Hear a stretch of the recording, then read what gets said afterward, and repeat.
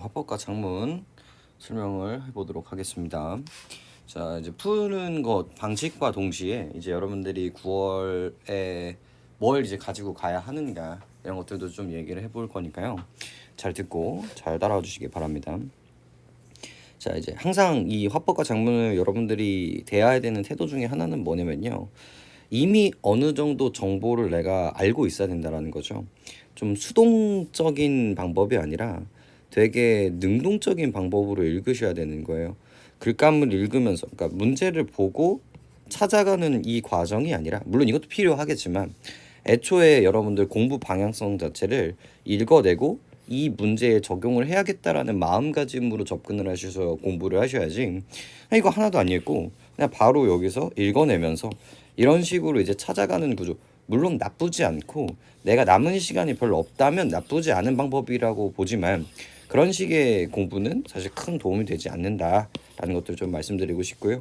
그래서 이런 공부들을 하기 위해서는 여기서 나오는 그런 정답들, 오답들 이런 것들이 어느 정도 암기가 되어 있어야 된다라고 생각을 합니다. 화법과 작문이라고 얘기하면 공부할 게 많이 없는 것처럼 보이는 학문이긴 하지만 그래도 어느 정도의 암기, 어느 정도의 그런 틀 정도는 좀 숙지가 되어 있어야 해요. 특히나 글자 수가 이제 화법과 작문에 비해서 많기 때문에 이제 속도, 좀 손해 보는 속도를 이제 땡겨주기 위해서라도 어느 정도 공부는 좀 필요할 겁니다. 자, 들어가 보도록 하죠. 자, 어떤 생각을 했었어야 하는가? 안녕하세요, 텃밭 선배 땡땡땡입니다. 저는 여기서 소개 잡을 것 같아요. 잘 들리시나요? 청중의 반응을 살피면서 큰 목소리로. 그래서 여기는 질문 있고요. 그 다음에 이제 서로 상호작용 정도로 이제 잡을 것 같습니다. 잘 안 드시는 것 같으니 좀 더 크게 말씀드릴게요. 자, 이것도 뭡니까? 결국은 반응. 자기를 이제 목소리가 조그마다라는 걸 이제 인지하고 크게 얘기하고 있다는 걸 또 확인할 수 있죠. 저는 텃밭을 처음 가꿀 때 가정에서 필요한 다양한 작물을 심고 싶었어요. 그래서 자기 경험 나오고요. 아마 15세기 15제곱미터 정도의 좁은 텃밭을 가꾸기 시작하는 여러분도 비슷한 마음이실 거예요. 그러면 어떻게 해야 할까요? 자, 이거 뭐예요? 공감 유도. 그리고 질문 보이시죠? 그리고 잠시 뒤에라는 거는 이제 그 호흡 조절을 하고 있다는 것도 확인할 수 있습니다. 작물을 심기 전에 효율적인 배치를 위해 작물 배치도를 그려보면 도움이 됩니다. 바로 이 부분이 이 사람이 이제 하고 싶은 얘기가 되겠죠. 화면에 자료를 제시하면 너무 중요한 포인트인데요. 자, 여기는 문제가 제시되는 부분들일 겁니다. 이제 항상 이렇게 자료가 제시가 되면요, 어떤 마인드 세팅, 그러니까 38번이 그 자료 문제였는데 어떤 마인드 세팅이 되게 중요해요. 이 자료가 어떤 의도를 가지고 왔는지가 되게 중요합니다. 그다음에 이 A라는 시의 성장을 보여주기 위해서 쓴 건지, A와 B 시의 차이점을 보여주기 위해서 쓴 건지, 단기간 그 현 시간의 변화를 보여주기 위해서 쓴 건지, 아니면 2019년부터 2020년까지의 시간의 흐름을 보여주기 위해서 쓴 건지, 일부분을 보여주기 위해서 쓴 건지, 아니면 흘러가는 과정을 보여주기 위해서 쓴 건지, 이런 생각들을 하시면서 접근을 해야 된다는 거죠. 어차피 그런 문제가 나올 거거든요. 이번에 조금 난이도가 있긴 했지만, 그래서 이 첫 번째 자료를 하는데 이 자료를 왜 제시했을까 생각하는 게 첫 번째입니다. 왼쪽은 제가 첫 해 심은 작물의 배치도이고 그 옆은 다음에 그것을 수정한 배치도입니다. 첫 해 배치도에는 두 가지 문제가 있었는데요. 우선 작물의 키를 고려하지 않았다는 점이에요. 그래서 첫 번째 프로블럼이 등장을 하네요. 해는 동쪽에서 떠서 한낮에 남쪽을 지나 서쪽에서 지고 해가 떠 있는 반대 방향으로 그림자가 생기죠. 작물은 광합성이 많아 이루어지는 오전부터 한낮까지 그림자의 영향을 최소한으로 받아 잘 자랄 수 있어요. 이를 고려해 키가 작은 작물의 동쪽과 남쪽에 배치해야 합니다. 그래서 이 제시를 해줬던 이유가 뭐예요? 이 첫 해 심은 작물의 배치도와 수정한 배치도의 모습 차이를 보여주기 위해서였다라고 생각을 하시면 되겠고요. 두 번째 배치 자료가 이제 등장을 합니다. 그런데 보시는 것처럼 상대적으로 키가 큰 고추와 옥수수를 동쪽에 배치하여 상추와 감자의 그늘이 많이 생겼어요. 자, 첫 번째는 뭐 때문에 썼다고요? 두 가지를 보여주기 위해서였고요. 자, 두 번째 이 포인트에서 쓴 이유는 뭡니까? 여기는 이제 자료 전 단계, 즉 첫 해 배치도를 보는 포인트가 되는 거죠. 자, 만약에 문제를 여기서 이제 두 번째 다음 해 배치도를 보여줬다. 이런 식으로 하면 이제 틀렸다라는 겁니다. 문제점을 보여줘야 되는 포인트에서 여기가 이제 문제점이 있죠. 이게 이제 해결했던 구조란 말이에요. 그러니까 좋은 문제를 이제 아주 좋은 패턴 중에 하나가 얘를 보여줬는데 얘를 보여줬다라고 이야기를 하면 된다라는 거죠. 이게 이 자료 제시의 가장 본질적인 얘기인 거예요. 내가 얘기를 하기 위해서 적절한 자료를 사용하고 있는가.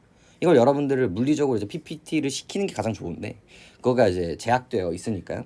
이런 글감을 통해서 이제 물어보고 있다라고 생각하시면 되겠습니다. 그래서 이 의도 부분들을 항상 생각하시면서 글감을 읽으시면 출제의 의도들이 조금 보이기 시작을 할 겁니다. 첫 해거.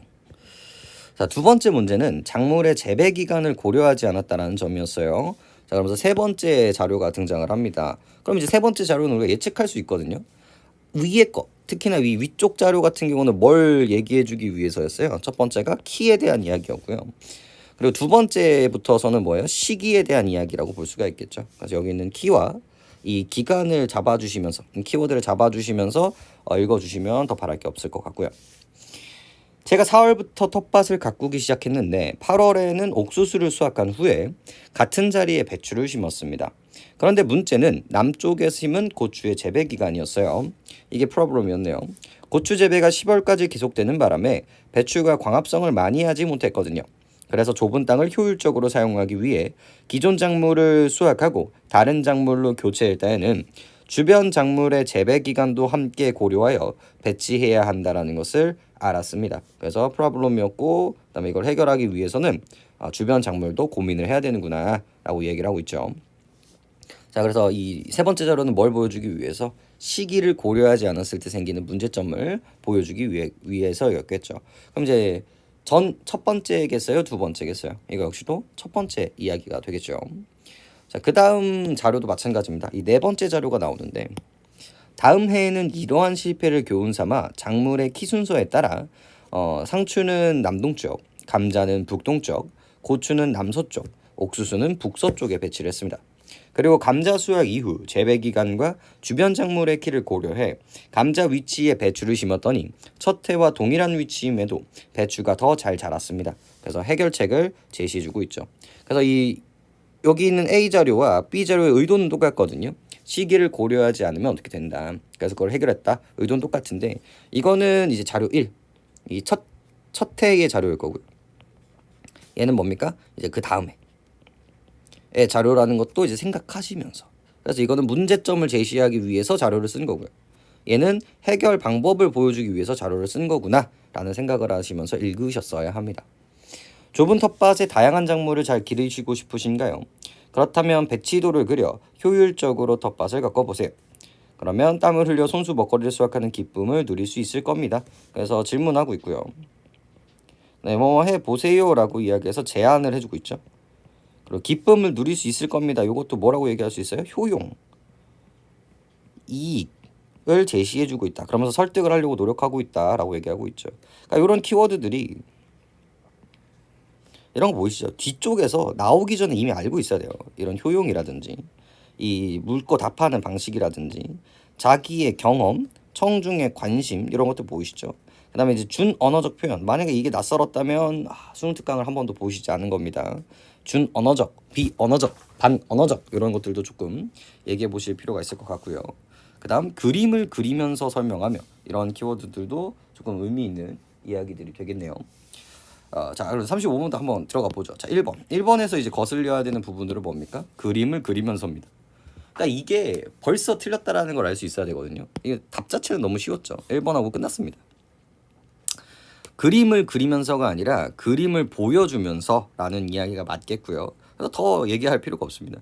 자료의 본질적인 이야기들을 물어본 거기 때문에 딱히 뭐 얘기할 것도지는 없는데, 근데 이것보다 더 중요한 건 이 2, 3, 4, 5번에 있는 이제 제가 이제 읽으면서 뽑아냈었던 이 요소들을 여기서 이제 암기를 하셔야 된다는 게 되게 중요한 거죠. 자, 솔직해집시다. 우리 준 언어적 표현을 되게 정확하게 알고 있었어야 된다는 거죠. 그래서 우리 이 화작에서는 크게 이제 세 가지를 제시해주고 있는데, 이 언어적 표현, 그리고 이제 준 언어적 표현,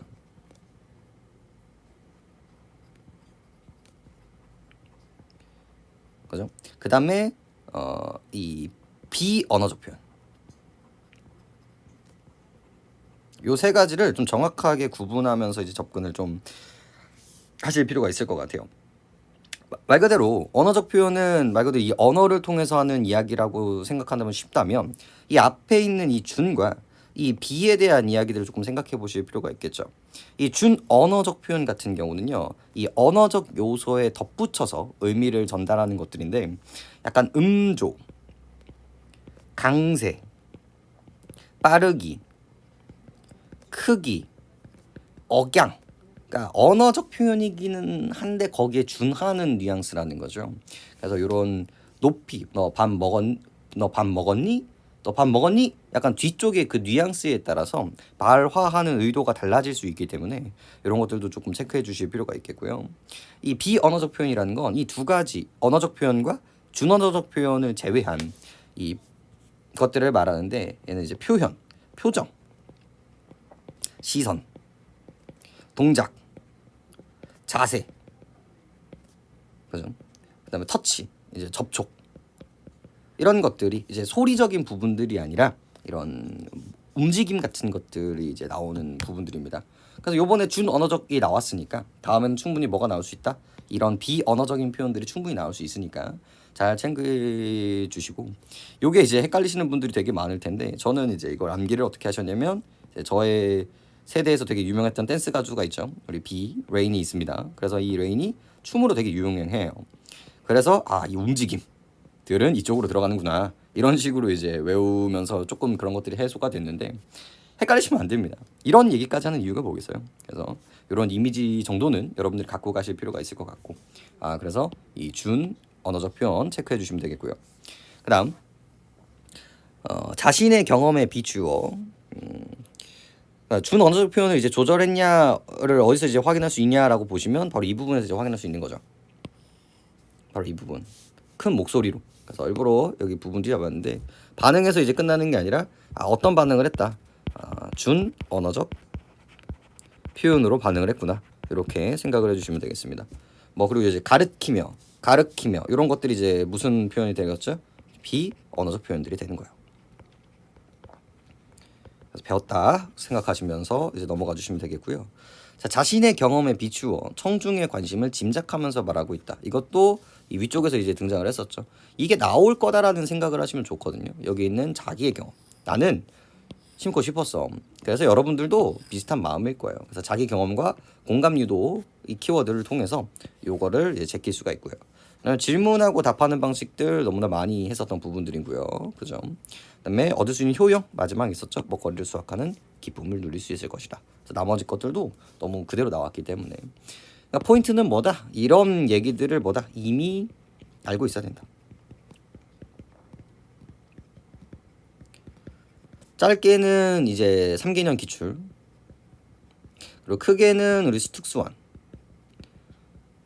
에 있는 이 옵션들을 제발 외우려고 노력을 해보세요. 조금 그런 게 어렵다면 우리 노트에다가 이런 것들을 한 번씩 쭉 적어봅시다. 그리고 한 두세 번만 읽어보시면 여러분들은 수월하게 이런 것들을 이제 넘어가실 수가 있을 거예요.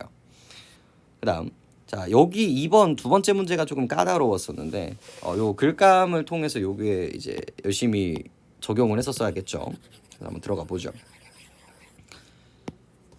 자 그래서 상추보다 키가 큰 고추가 상쪽의 동쪽에 배치되어 상추에 그늘이 많이 생겼음을 자료 1을 활용하여 설명해야지.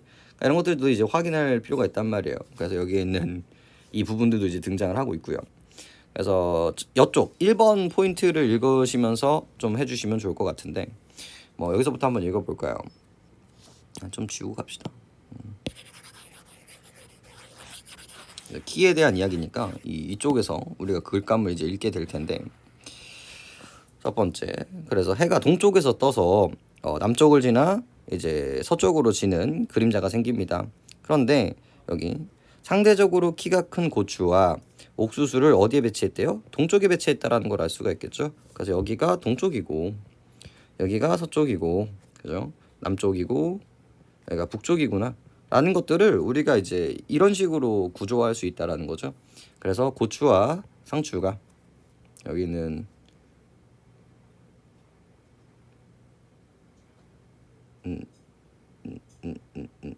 고추가 상추의 동쪽에 배치되어 있기 때문에 그늘이 적구나. 그래서 충분히 괜찮은 이야기가 될 것 같고요.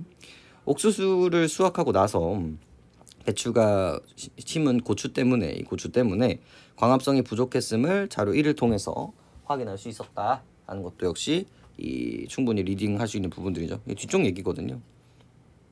여기서 고추 때문에 배추가 광합성을 하지 못했다 이 얘기도 다시 한번 체크할 수 있습니다. 3번 작물들의 키 순서를 고려하여 감자를 북동쪽에 배치했음을 자료 2를 통해서 확인할 수 있습니다. 그래서 원래 감자가 여기 있었죠.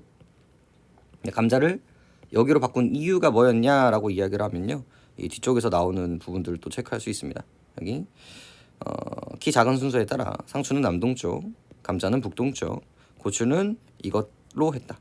그래서 결국은 여기 이렇게 바뀐 이유, 인과가 뭐였냐라고 했을 때 충분히 괜찮은 얘기가 되겠고요.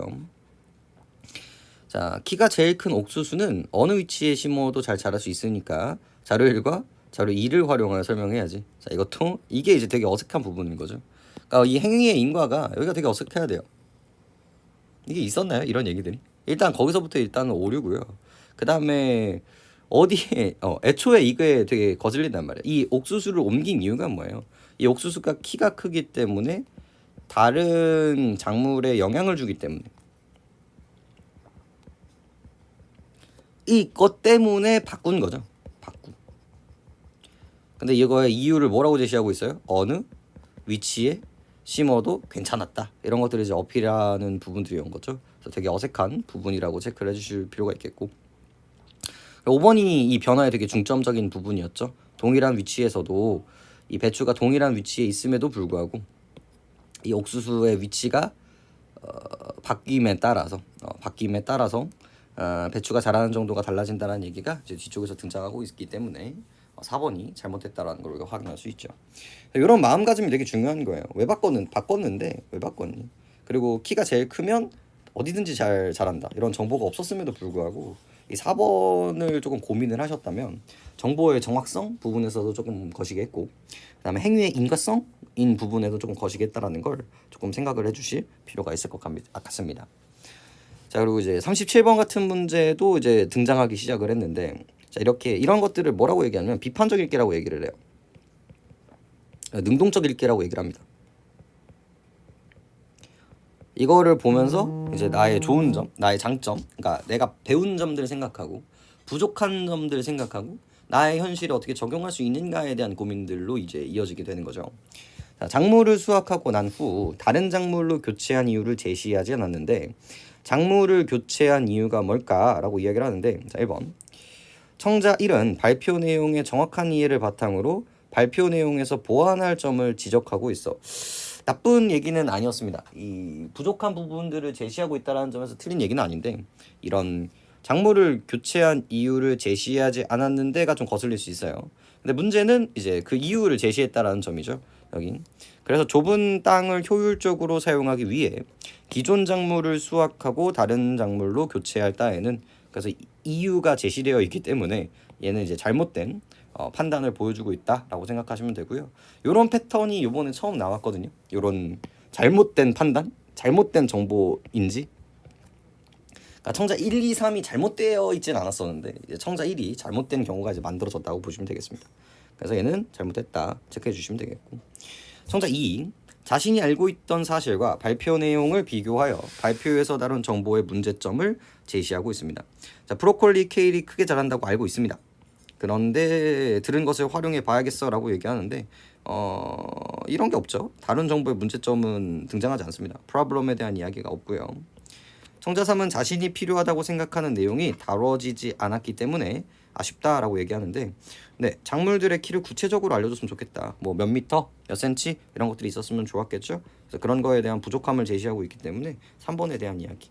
자, 나머지들도 다음에 9월 달에 또 등장할 수 있다라는 거 생각하시면서 리딩하시면 되겠죠. 과거 경험을 떠올린다. 그리고 의문을 제시한다. 이런 것들. 그다음 발표 내용이 적용되지 않는 예외적 상황이 있는지 검토하고 있다. 그러니까 이게 적용되지 않는 경우들에 대해서 언급을 해야 되는데 둘 다 그런 얘기들이 나오지 않고 있죠. 그래서 답 자체는 그렇게 어렵지 않으실 겁니다. 자, 여기서 다시 한번 이제 강조드리고 싶은 건 뭐냐? 여기 지금 1, 2, 3, 4, 5번의 이 제시문들에 등장하는 정보들을 어느 정도는 알고 있어야 된다는 거예요. 그래서 읽으면서 한 뭐 전부는 아니더라도 한 80% 정도는 어느 정도 예측이 가능하다는 걸 말씀드리고 싶고요. 제발 꼼꼼히 암기를 이제 노력을 해보시길 바랍니다. 다음 장 한번 가보죠. 그러니까 하면 좀 길지만 그래도 좀 보실 필요가 있겠죠. 일반적인 패턴 중에 하나입니다. 이렇게 이 토론과 토의. 그러니까 위에 글은 혼자 중얼거리는 거라면 지금부터 나오는 글들은 서로 이제 대화하는 형식으로 되어 있죠. 그래서 서로의 상호작용, 즉 이 사람의 대사가 상대방의 대사에 반박을 했는지, 동의를 했는지, 의견을 확인하는 건지, 정보의 정도를 확인하는 건지, 어떤 의도를 가지고 얘기를 하는지를 체크하시는 게 되게 중요하고요. 그걸 가지고 이제 쓴다. 그럼 쓴다면 어떻게 글쓰기에 적용이 됐는가? 그래서 뭐가 빠져 있고 뭐가 더 추가됐으며 그 차이점과 공통점을 빠르게 캐치하는 게 이 문제의 가장 중요한 부분이라고 생각하시면 되겠습니다. 들어가 보죠. 자, 디스토피아 작품의 인기 현상에 대한 글을 쓰기 위해서 오늘 함께 이야기하기로 했는데 자료 좀 찾아봤어. 우리 동아리 이름을 교지로 시를 기르니까 어떤 내용으로 구성할지 좋을지 얘기를 해보자. 자, 일단 어떤 느낌이 좀 드셔야 되냐면요. 얘가 무슨 역할을 하고 있어요? 이 진행자의 역할을 하고 있어요. 그래서 오프닝을 해주고 있죠. 오픈을 해주고 있어요. 그러니까 리더를 말을 이제 이끌어내는 역할을 하고 있는 거고요. 질문을 통해서. 그리고 이제 주제. 그래 주제도 얘기하고 있고요. 그 다음에 어디에 실을지에 대한 이야기도 하고 있고요. 이런 이야기들을 체크를 해주신 게 중요하죠. 이게 이 학생 1의 요 첫 번째 이야기를 다시 되돌아갈 필요 없이 동그라미를 치셔야 된다는 거죠. 왜? 요 라인들을 어느 정도는 암기를 하고 있어야 된다. 이미. 제발요. 암기를 되어 있어야 된다. 자, 디스토피아의 정의부터 확인하고 시작하면 어떨까? 내가 그럴 줄 알고 사전을 찾아봤지. 자, 반응 보이시죠? 사전, 정의. 디스토피아는 유토피아랑 반대다는 뜻으로 암울한 미래생을 의미해. 나는 기사를 검색해 봤는데 현실의 문제를 소재로 디스토피아적인 세계를 형상화한 영화나 드라마가 요즘 엄청난 인기를 끌고 있다고 하더라고. 그래서 학생 2의 질문에 학생 1과 의견이라고도 볼 수 있겠죠. 학생 1과 학생 3이 반응을 해주고 있다라고 생각하시면 되겠죠. 그리고 긍정적이에요, 부정적이에요? 되게 긍정적인 반응들이죠. 나도 주변 친구들이 디스토피아 작품의 각종 소품을 사는 걸 보고 인기를 실감했어. 그런데 작품 속 세계를 충격적으로 표현하는 자극적 장면은 문제가 된다던데. 자, 그래서 3번 역시도 이제 반응을 하고 있는데 학생 2는 스스로 뭡니까? 이 친구들을 통해서 인기에 대한 이야기를 하고 있죠. 하지만 조금 차이점은 뭡니까? 여기까지가 이제 정의에 대한 이야기인 거고 여기는 주변 환경에 대한 이야기라는 거 좀 보시면 되겠고, 그 다음에 여기 이 질문은 뭡니까? 문제점에 대한 이야기인 거죠. 내가 봤던 기사에서도 그 점이 문제가 된다고 하더라고. 사람들이 자극적인 장면에 반복적으로 노출이 되면 불안감을 느끼고 현실에 대해 회의주의에 빠질 수 있다고. 그래서 문제점, 이제 학생 3의 포인트는 뭐예요? 더 이제 확장해주고 있는 거죠. 조금 유식한 말로 이제 부연 설명이라고 이야기를 합니다. 자극적인 장면이 지금 우리가 사는 세상을 더 부정적으로 보게 만든다는 거구나. 그렇지? 그래서 자기가 이제 느낀 얘기를 이제 정리를 해주고 있고요. 그게 맞는 건가에 대해서 이제 질문을 하고 있죠. 이 질문의 의도를 생각하시면 됩니다. 확인이죠, 확인. 그러면 이제 뭘 확인했냐? 이런 이야기들도 생각하시면 되겠고. 맞아. 자극적인 장면은 메시지를 전달하기 위한 장치일 뿐인데 자극적인 장면이 주는 재미에 빠져서 담고 있는 메시지를 못 보는 게 문제가 되는 거지. 그래서 이거 역시도 프로블럼이 확장되고 있다고 보시면 되겠습니다. 나는 디스토피아 소설을 찾아 읽어봤어. 멋진 신세계라는 작품인데 예시 나왔죠. 과학기술로 인간의 감정까지 통제하는 사회에 대한 이야기야. 꽤 오래전 작품인데도 작가가 그린 미래상이 대단히 실감나고 정교하게 표현돼서 놀랐어. 그래서 뭐 자기의 느낌? 감상평 정도가 등장했고요. 나 그 소설 봤는데 그래서 동의, 공감해주고 있고요. 과학기술의 발전이 불행을 초래했는데도 사람들이 그것을 깨닫지 못하는 암울한 세상에 대한 이야기야.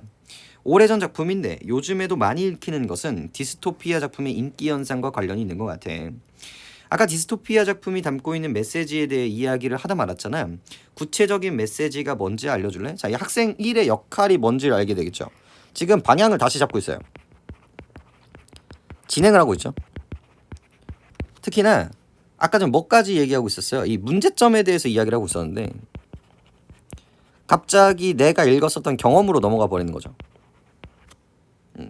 그러니까 이 토픽이 넘어가 버리는 거예요. 그래서 그게 문제가 되기 때문에 그걸 다시 재조명하고 있는 부분들이라고 생각을 하는 거죠. 그래서 그러니까 이 발화의 또 의도를 생각해 주시면 되겠죠.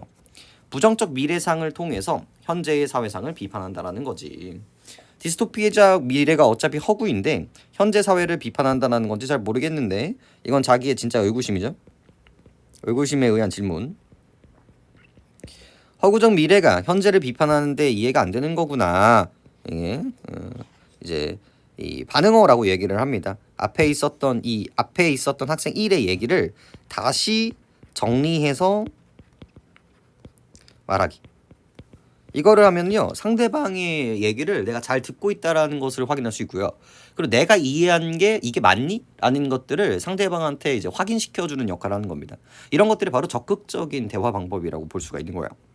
디스토피아 작품은 현재의 사회 문제가 극단화되면 미래에 나타날 수 있는 가상의 상황을 실감나게 표현해.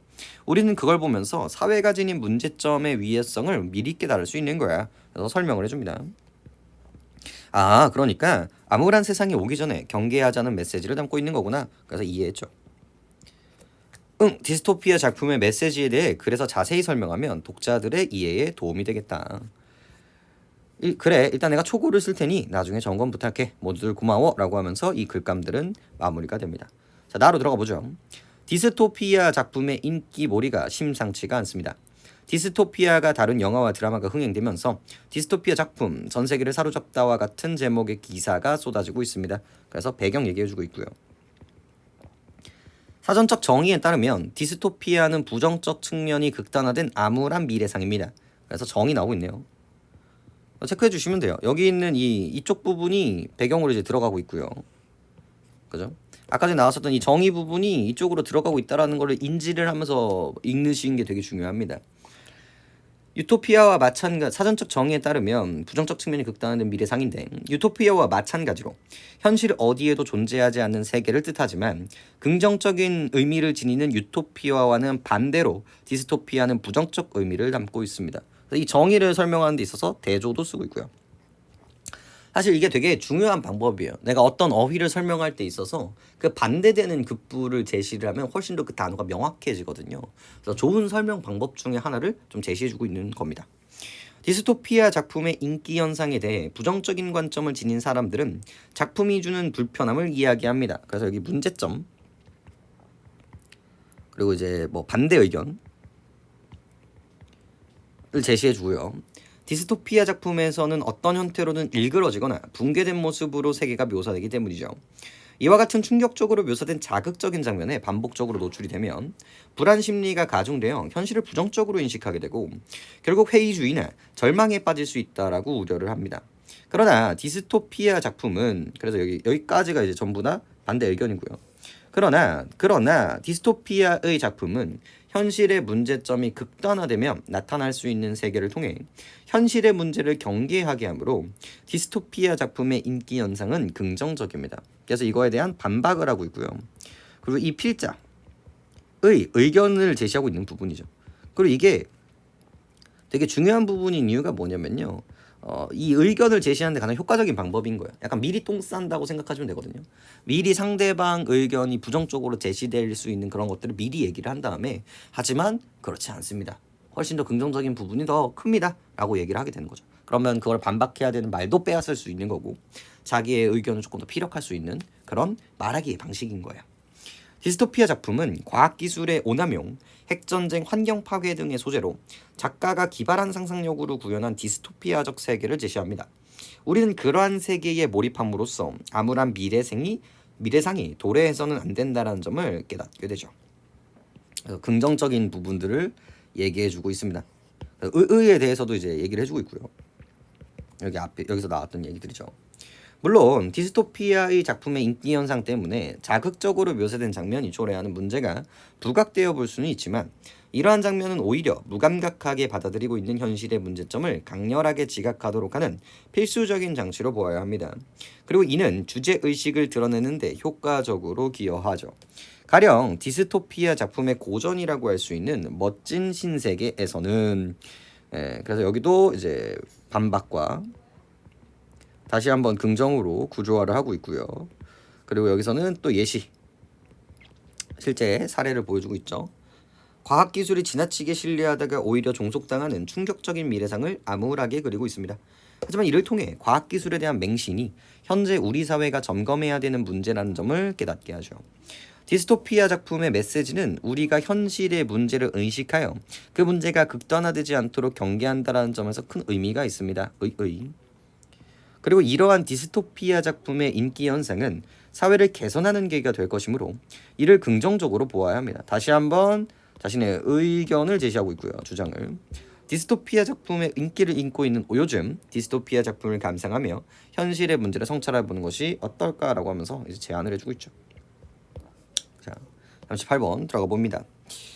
2번부터 보죠. 대화 참여자에게 자신이 조사한 내용이 이해되는지를 확인합니다. 이거 봐봐. 이거가 있었어요, 없었어요의 문제인 거거든요. 그 이런 문제의 요령은 빠르게 어떤 거를 캐치하는 게 중요합니까? 빠르게 이 글감에서 학생 1, 학생 1, 학생 1, 학생 1을 체크하면서 캐치하는 게 되게 중요하다라는 거예요. 그죠? 그리고 이런 식의 글을 읽으신 분들은 이 2번이 벌써 틀렸다라는 느낌이 되게 들으셔야 돼요. 왜요? 첫 번째 뭐 했습니까?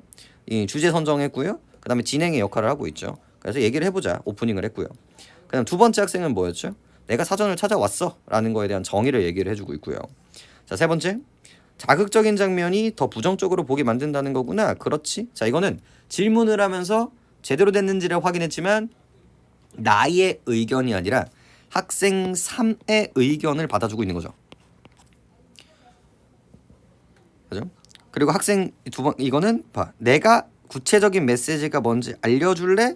라고 얘기하면서 자신이 궁금한 점을 물어보고 있고요. 그 다음 디스토피아적 미래가 어차피 허구인데 어떻게 비판하는지를 모르겠는데 이것도 이제 마찬가지인 거죠. 자기가 궁금한 점 혹은 요구하는 정보를 이제 제시하고 있는 거거든요. 자, 2번이 거슬리는 이유는 뭐예요? 자신이 조사한 내용이 이해되는지를 확인하는 것이 아니라 상대방이 조사한 내용을 이끌어내거나 자기가 이해한 내용이 맞는지에 대한 질문이었던 거예요. 그래서 2번을 찍고 뒤를 보길 필요가 없는 구조가 됐다라는 거죠. 그러니까 요 정도의 호흡은 여러분들이 하실 수 있어야 돼요. 3번. 대화 참여자에게 자신이 이해한 내용이 맞는지 점검합니다. 여기 있었죠. 4번. 대화 참여자의 발언과 관련해 추가적인 설명을 요청한다. 여기 있었고요. 대화 참여자와 대화를 진행하면서 자신의 이해를 심화한다. 바로 여기 있었습니다. 그래서 몰랐던 거를 알게 되는 구조로 가지게 된다라는 거죠. 그래서 2번으로 가시는 게 맞는 겁니다. 이것도 다시 한번 말씀드리지만 어느 정도 알고 있어야 되는 거예요. 어떻게 하나요? 라고 얘기하지만 다 뭐가 있어요? 이게 처음 나오는 문제가 아니라 전부 다 기출과 우리 수능 특강 수특과 수완에 언급되어 있는 부분이라는 거죠. 그래서 물론 내가 공부가 안 됐다면 이거부터 읽고 가는 것도 나쁘지 않지만 그런 공부들은 사실 한계가 있습니다. 수능장에 가서 되게 빠르게 반응하기가 되게 어려워요. 그런 점을 생각하신다면 조금 암기를 해주셨으면 좋을 것 같고요. 다음으로 가보죠. 자, 대화의 흐름을 고려할 때 기억과 미음에 대한 이해로 이제 적절한 것은 얘기합니다. 자, 이게 정말 중요한데 A가 얘기를 하고 B가 이야기를 했을 때 이게 왜 그랬는지에 대한 얘기거든요. 크게 말하면 결국은 긍정적인 반응과 부정적인 반응으로 나눌 수가 있겠고요. 그러니까 반박인지 옹호인지, 옹호라면은 심화인지 또 다른 의견 제시인지 뭐 이런 것들로 이제 조금 디테일하게 나눌 수가 있습니다. 하나 이제 발화를 좀 보면 기억부터 보죠. 기억. 나도 주변 친구들이 디스토피아 작품의 각종 소품을 사는 걸 보고 인기를 실감했어. 그래서 디스토피아의 정의에 대해서 이야기를 하고요. 이 학생의 의도는 뭐였다? 아, 내 주변 친구들도 참 인기가 많았다. 이거를 이제 제시를 해주고 있는데, 자, 디스토피아 작품의 인기까지 다 괜찮거든요. 이게 맞아요, 여기까지. 심지어 동의, 긍정이었으니까. 근데 문제는 뭐가 틀렸다? 원인이 없어요. 원인이 없는 거야. 인기가 많다, 배경이다 라는 걸 제시했지만 이게 왜 즐거웠다 이런 얘기들은 이제 등장하지 않죠. 니은 자극적인 장면이 주는 재미에 빠져서 작품이 담고 있는 메시지를 못 보는 게 문제가 되는 거지. 그래서 문제점을 이제 제시를 하고 있죠. 자신의 발명을 부연 설명하며 디스토피아 작품의 메시지가 무엇인지를 강조하는 것이 아니라 이 문제점을 제시해주고 있다라고 보시면 되겠고, 디귿 나도 그 소설 봤는데 공감이겠죠? 이런 세상에 대한 이야기야. 그래서 대화 내용을 상기하며 일단 반대 입장이 아니죠. 동의를 했음에도 불구하고, 그리고 과학기술 발전에 대한 이야기도 아니죠. 그 내용에 대한 이야기였기 때문에. 리얼 보죠. 부정적인 미래상을 통해서 현재의 사회상을 비판한다라는 거지. 그래서 질문에 대한 대답을 해주고 있는데 질문에 대해서 답변하며 부정적인 미래상에 대해서 잘못 파악한 부분을 바로잡는다라기보다는 질문에 대해서 대답을 해주는 것뿐입니다. 자, 미음. 허구적 미래가 현재를 비판한다라는 게 이해가 안 되는 거구나. 되게 중요한 포인트였죠. 앞에 있는 아이의 말이 맞는지를 확인하는 거거든. 자, 그대로 외워주세요. 앞선 발화 내용을 재진술하면 또 등장할 겁니다. 디스토피아 작품과 관련되어 상대방이 궁금한 점을 확인하고 있다. 난이도 자체는 어렵지 않았을 건데요. 결국 여러분들이 갖고 가야 되는 것들은 뭐다? 여기에 있는 넘버링들을 체크하는 겁니다. 이게 옳고 그름의 문제로 또 바뀌어서 9월과 수능에 다시 한번 등장을 할 거니까요. 반드시 체크를 해주시는 뉘앙스 보시면 좋을 것 같고요. 이 40번도요. 그냥 이 글의 이 구조, 이 틀을 보여주고 있는 건데, 결국 이게 해주는 말이 뭐야? 이렇게 읽어라요.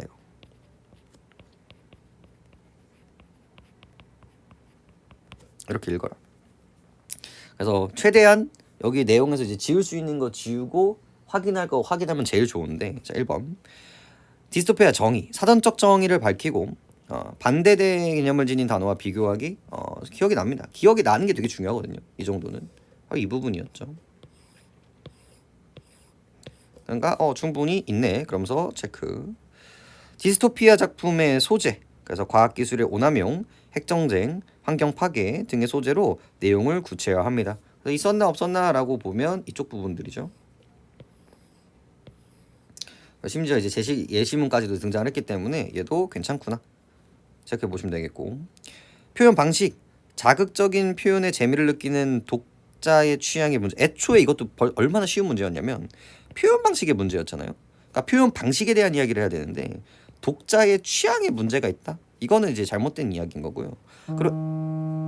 그리고 애초에 얘는 기본적으로 어떤 스탠스를 가지고 있어요? 이 디스토피아 작품에 긍정적인 반응을 가지고 있단 말이야. 근데 이 독자 취향이 네가 잘못됐다 이런 식의 뉘앙스는 되게 어색하다라는 걸 확인할 수 있죠. 벌써 끝났다. 그리고 디스토피아 작품의 사례도 되게 문제로 등장을 하기 때문에 사례적인 부분들도 내가 체크해 보실 필요가 있다. 체크해 보면 되겠고, 메시지, 그래서 긍정적인 의미를 도출하기, 마지막 부분에서 이렇게 등장하고 있다는 걸 확인할 수 있습니다. 그래서 결국은 다 쓰거든요. 1번, 2번, 3번, 4번이 전부 다 등장하고 있다는 걸 확인할 수 있어요. 그래서 제발 글감을 시간이 없다고 대충 읽지 말아요. 어차피 저는 다 못 읽어요. 이게 문제가 아니라 여러분들이 최대한 읽어나가면서 정보를 많이 가져가려고 노력하는 작업을 반복해야 되는 거예요. 근데 너무 그냥 무조건 글감 보고 그냥 돌아가서 찾고, 글감 보고 돌아가서 찾고, 이거는 여러분들 시간이 정말 시험장에서 내가 못할 때, 아무것도 할 수 없을 때 쓰는 방법들이고, 공부의 방향은 이제 아니라고 제시드리고 싶은 거예요. 그 다음 41번 조건을 반영하여 나의 제목을 작성한 것으로 적절한 것은 이렇게 등장합니다. 자, 제발 버릇을 들이세요. 넘버링 찍는 겁니다. 디스토피아의 작품에 주제의식 넣어야 되고요. 글쓴이의 광선, 긍정적이다. 그리고 부제에서 뭐가 들어가야 된다? 비유적 방법을 써야 됩니다. 그럼 여기서 제일 확인하기 쉬운 게 뭘까요? 바로 비유적 방법이겠죠. 여기 없습니다. 여기 없습니다. 여기 없습니다. 거울이 되잖아. 은유 보이시죠? 그 다음 뭐 세상과의 대화, 이것도 비유적인 표현이라고 충분히 될 수 있겠죠. 그러니까 적어도 4번과 5번에서 이제 확인할 수 있고요. 디스토피아 작품 열풍, 더 나은 사회의 열망, 그래서 주제의식과 되게 긍정적인 사고방식이죠. 끝났네요. 어디에도 없지만 어디에나 있는 디스토피아의 세상.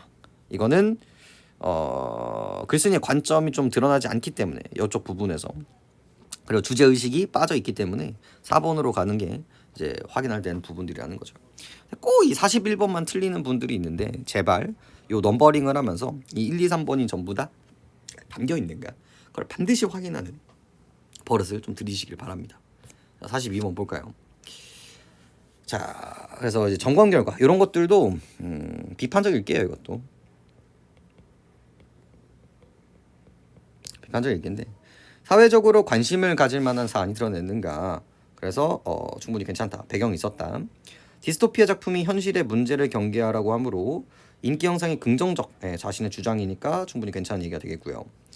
우려에도 불구하고 자극적인 현실이 문제점을 자각, 즉 자신의 약점을 이제 미리 언급을 한 후에 그래도 해결할 수 있다라고 제시한다는 점에서 괜찮고요.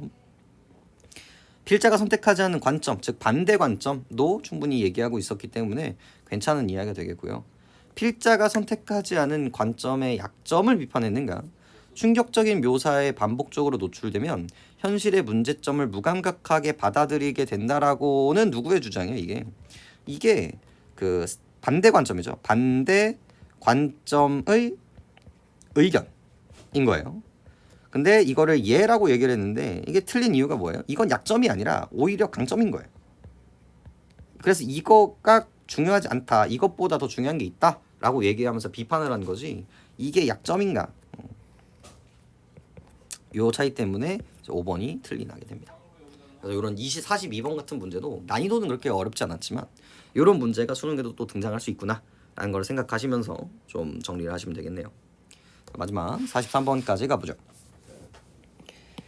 자, 이거는 애초에 그냥 작문 상황이죠. 그래서 초고를 보면서 이거를 어떻게 고칠 거에 대한 이야기들이 이제 등장하게 될 텐데, 자, 작문 상황. 독자 기고란에, 지역 신문의 독자 기고란에 청소년 문제에 대한 이야기를 주장하는 글입니다.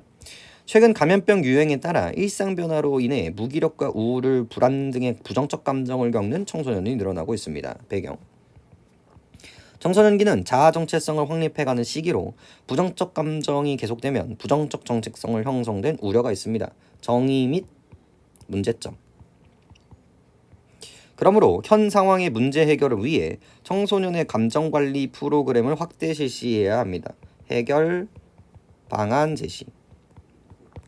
현재 우리 지역에는 청소년의 감정관리를 위한 전문 상담기관을 운영하고 있습니다. 현실. 이를 근거로 청소년의 감정관리 프로그램이 실시되고 있어서 프로그램의 확대 실시는 바위로 없다고 주장할 수 있습니다. 반박 제시. 하지만 기존의 감정관리 프로그램은 소수의 청년만을 대상으로 전문적인 상담 활동만 시행된다는 한계가 있습니다. 그래서 재반박. 자기가 주장하는 그 이유, 포인트는 뭡니까? 바로 이 소수의 청년. 전문적인 상담 활동. 요거를 이제 다수의 청소년 그리고 전문적이지 않은 상담도 필요하다. 이런 얘기들이 등장할 수가 있겠죠. 감정관리 프로그램은 청소년의 자신이 감정을 알아차리고 이해함으로써 상황에 따라 감정을 조절할 수 있도록 돕는 것을 목표로 합니다. 정의. 청소년을 위한 감정관리 프로그램의 실질적인 확대 실시를 위해서는 실시 대상의 확대와 내용 활동의 다양화라는 두 가지 방향에서 접근을 해야 합니다. 1번 실시 대상의 확대, 2번 내용의 다양화. 그래서 여기가 이제 연결이 되는 거예요. 이렇게. 실시 대상의 확대가 필요한 이유는 부정적 감정이 겪는 청소년이 증가했고 심각한 감정 상태임에도 불구하고 기존의 전문 상담 기관을 찾지 않는 청소년이 있기 때문입니다. 그리고 활동 내용의 다양화가 필요한 이유는 부정적 감정과 관련한 청소년 개개인의 다양성을 고려하여 보다 다양하고 단계적인 활동을 마련해야 청소년의 개인적 특성에 맞는 감정관리 활동을 선택할 수 있기 때문입니다. 그래서 1번의 이유, 2번의 이유에 대해서 얘기를 하고 있죠. 요컨대 청소년 문제에 적극적으로 대응하고 청소년 심리에 건강한 청소년기를 보낼 수 있도록 대상을 모든 청소년으로 확대하여 감정관리 프로그램을 실시해야 합니다. 그래서 뭐뭐 하기 위하여 확대를 하여 얘기를 해야 하고요. 관심이 필요합니다. 근데 글을 제대로 읽으셨으면 벌써 물음표가 떠야 되거든요. 지금 1번과 2번 나눴잖아요. 1번이 뭐였고요? 하나가 이제 다수가 필요하다. 확대를 해야 된다. 두 번째가 뭐예요? 내용이 다양화돼야 된다. 대상이 많아져야 된다와 내용이 많아져가 있어야 되는데 근데 뭐예요? 모든 청소년과 확대되어밖에 안 나왔단 말이야. 그러니까 2번을 일부러 뺀 거야 이게. 그러니까 글을 제대로 읽으시는 분들은 요런 문제들 이런 45번 같은 문제가 절대로 틀릴 수가 없어요. 구조적으로 다 이제 대충 읽기 때문에 벌어진 일들이거든요. 다시 한번 들어가 보죠. 초고에 대한 설명으로 가장 적절한 것은 문제의 원인을 항목별로 유형화하였다. 항목으로 하려면 이제 1번, 2번, 3번 이런 뉘앙스가 나와야 되는데 그런 거 없고요. 일반적 통념, 원래는 이렇게 생각하는데 그렇지 않다. 이런 식의 구조가 만들어져야 되는데 등장하지 않고요. 답은 3번이겠네요. 주장에 대한 예상되는 반론을 반박하였다. 그러니까 되게 당연한 말이지만 되게 중요한 포인트라는 거죠. 자기의 의견을 업그레이드 시킬 수 있는 방법 중에 하나라는 거. 한계점을 제시하였다. 이거긴 한데 이게 한계다. 이게 안 났고 장단점, 단점 등장하지 않습니다. 그래서 답은 3번이 되겠죠. 자, 그리고 44번 같은 자료도 정말 중요한데요. 우리 앞부분에서 자료 나왔을 때 어땠어요? 그 자료를 쓰는 이유에 대해서 엄청 중요하게 얘기를 했었죠. 이거 역시도 마찬가지인 거예요. 요 그래프가 어떤 의도로 쓰이고 있느냐를 판단하는 게 엄청나게 중요한데 자, 가보세요. 무기력과 우울 분할이 높아지고 있단 말이에요. 그래서 이거는 뭐야? 저거를 만들어야 된다. 더 확장하고 더 다양하게 해야 된다라는 그 근거가 될 수 있고요. 그리고 상담 여부도 어때요? 있음보다 없음이 더 많단 말이야. 그래서 이런 경험을 더 늘려야 된다라는 근거로 사용될 수 있고요. 그다음에 학습주의 논문은 어떻습니까? 청소년기의 부정적인 감정이 학습 능력의 저하로 이어진다라는 자료인 거예요. 이 객관적인 자료란 말이에요. 이거 역시도 근거로 사용될 수 있고요. 청소년 대상으로 적용할 수 있는 감정관리 프로그램으로는 이러이러한 것들이 있고 이렇게 하니까 긍정적으로 인식하게 되었다라는 결과가 있다. 이런 결과로 만들어지게 되죠. 그래서 이거는 이제 해결 방안. 더 중요한 건 구체적인 예시를 줬다라는 게 엄청나게 중요합니다. 이 글이 긍정적인 글이냐 부정적인 글이냐를 판단한 좋은 글이냐 나쁜 글이냐를 판단하는 근거 중에 하나가 구체적인 해결 방안이 있는가 없는가가 되게 크거든요. 얘 같은 경우는 그냥 확대해야 한다 정도에서 끝났단 말이야. 근데 여기서는 어때요? 구체적으로 이러이러한 것들을 해야 한다라는 거를 한다면 더 좋은 글이 된다는 거죠. 앞에 글은 초고란 말이에요. 그럼 이 초고를 어떻게 발전시킬 수 있는가, 데벨롭 시킬 수 있는가가 이 자료 3을 통해서 제시되고 있다는 걸 미리 판단할 수 있어야 된다라는 것들을 제시해드리고 싶네요. 그 다음 보죠. 44번. 그래서 1번. 자, 자료 1을 가와 나를 활용하여 니은이 필요한 이유를 뒷받침하는 자료로서 부정적 감정을 겪는 청소년의 증가율과 심리상담 경험이 없는 고위험군 청소년의 비율을 추가하게 됩니다. 자, 니은이 바로 실시 대상의 확대였죠.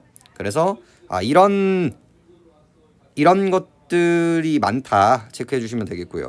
그 다음에 이런 사람들이 이제 좀 많다, 이거 좀 체크해 주시면 될 것 같아요. 그래서 충분히 괜찮은 이야기가 될 것 같고요. 자료 2를 활용하여 기억이 필요한 이유로 문제 해결이 필요한 이유는 뭐다? 바로 요걸 방치시키면 학습에 어려움이 생기고 학습 능력이 저하가 된다. 그래서 충분히 괜찮은 이야기가 됩니다. 자료 3을 활용하여 디귿 이 다양화가 이 구체적인 활동 예시를 제시용한다. 충분히 괜찮은 얘기가 될 거고요. 당연한 말이 되는 거예요. 자, 자료 1과 자료 2를 활용하여 요거를 활용하여 기억이 필요한 이유를, 문제 해결이 필요한 이유를 부정적인 감정을 겪는 청소년이 늘어난 현상이 학습 및 학업 곤란을 겪는 청소년 증가로 이어질 가능성. 그래서 이런 감정들이 늘어났다. 그래서 이렇게 이어질 수 있는 확률이 있다. 이런 것들을 제시하고 있다라고 체크해 주시면 되겠고요. 5번. 자료 1과 자료 3을 체크하면서 디귿에 따른 기대 효과를 보여주는 자료로 충분히 괜찮습니다. 여기 긍정적으로 인식하게 되었다라는 게 있죠. 전문 상담 기관이 학생들의 부정적 감정 해소에 도움을 주었다는 연구 결과의 사례를 제시하게 됩니다. 자, 여기서 5번이 조져진 이유가 뭐냐? 이게 이제 정답일 텐데. 자, 읽어볼게요. 다시. 청소년을 대상으로 적용할 수 있는 감정관리 프로그램은 마음 알아채기, 감정 노트 쓰기, 독서 치료 등이 있습니다. 실제로 전교성을 대상으로 한 감정 노트 쓰기를 실시한 학교에서는 학생들의 부정적 감정이 감소되고 학교 생활을 긍정적으로 인식되었다라고 얘기하고 있는데, 자, 여기가 뭐가 좋아졌죠? 요게 이제 조져진 거야. 전문 상담 기간이 조져진 겁니다. 자, 포인트가 뭐죠? 이거를 왜 이것보다 더 이제 포인트는 뭐냐면 우리 여기 볼까요? 전문적인 상담 활동만이 문제였단 말이에요. 여기 only 보이시나요? 그러니까 이걸 뭐예요? 그냥 기본적인 사회나 생활에서도 할 수 있어야 된다라는 거죠. 그래서 그거를 이렇게 제시하고 있었는데 이건 결국은 뭐예요? 전문 상담 기관만이랑 다를 결이 없는 부분이란 말이죠. 그래서 이미 실행되고 있는 것들을 이제 바꿔야 되는 부분들로 제시되고 있기 때문에 5번이 된다라고 볼 수가 있습니다. 그러니까 요게 되게 틀렸다라는 거를 헤매고 못 찾고 헤매고 있다라는 건 이제 글감을 이제 제대로 보지 못했다라는 이유와 이제 동일하게 되는 거죠. 자, 이 45번 이거 역시도 오답률이 그렇게 이렇게 마냥 해피하지 않는데 그 이유가 뭐였냐? 틀렸다면 뭐를 이제 확인하지 못했냐? 뭐가 빠지고 뭐가 그대로 유지되고 있는가에 대한 이야기인 거거든요. 그러니까 답 자체는 그렇게 어렵지가 않아요. 그러니까 이게 나머지 것들, 그러니까 기준이 없으면 나머지가 되게 맞는 것처럼 보이거든요. 근데 기준이 있으면 되게 명확해져요. 특히나 여기에 1번, 2번이 나왔는데 여기에 1번밖에 없었잖아요. 그러니까 당연히 문제점을 띄워야 돼요. 그럼 2번 어디 갔냐? 2번 어디 갔냐? 여기 보세요. 청소년 감정관리 프로그램 실시 대상을 확대하고 이게 1번이죠. 활동 내용을 다양화하는 데가 2번이었단 말이야. 그래서 1번이었던 게 2번이 추가가 됐죠. 그래서 해결 방안 중 일부만 제시되었으니 글에게 다른 주장을 모두 포함하는 것이 어때가 이제 답으로 만들어지게 되는 거죠. 얼마나 웃겨요. 나머지 것들 아마 되게 만든 것처럼 보이는데 라고 생각하는 그 환경, 그 시간 자체가 되게 다 이 시험지를 깎아먹는 행위들이었다라는 거죠. 되게 본질적으로 차이가 무엇인가를 빠르게 캐치하는 능력을 기르셔야 되는 게 이 합과 작문의 포인트라고 볼 수가 있을 겁니다. 되게 주저리주저리 얘기를 했지만 지금 했었던 이야기 중에 정말 단 하나도 중요하지 않은 게 없거든요. 수능장 가서 여러분들이 이제 생각을 하셔야 되는 모든 포인트들입니다.